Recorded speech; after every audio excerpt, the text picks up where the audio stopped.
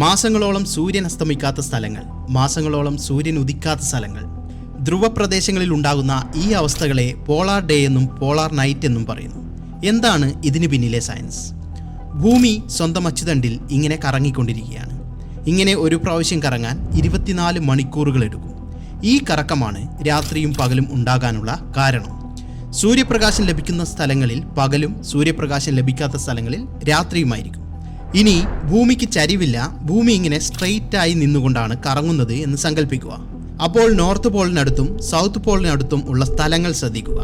ഭൂമി കറങ്ങുമ്പോൾ അവിടെയും ഇക്വേറ്ററിലുള്ളതുപോലെ തന്നെ രാത്രിയും പകലും ഉണ്ടാകുന്നു. വലിയ മാറ്റങ്ങളൊന്നുമില്ല.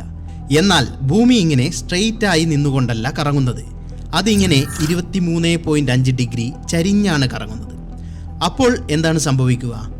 ഭൂമി ഈ പൊസിഷനിൽ നിൽക്കുമ്പോൾ നോർത്ത് പോളിനടുത്തുള്ള സ്ഥലങ്ങളിൽ ഈ ചരിവ് കാരണം നേരിട്ട് കൂടുതൽ സമയം സൂര്യപ്രകാശം ലഭിക്കുന്നു. ഭൂമി കറങ്ങുമ്പോഴും നോർത്ത് പോളിനോട് കൂടുതൽ അടുത്തുള്ള സ്ഥലങ്ങളിൽ മാസങ്ങളോളം എപ്പോഴും സൂര്യപ്രകാശം ലഭിക്കുന്നു. ഇതാണ് പോളാർ ഡേ അല്ലെങ്കിൽ മിഡ് നൈറ്റ് സൺ.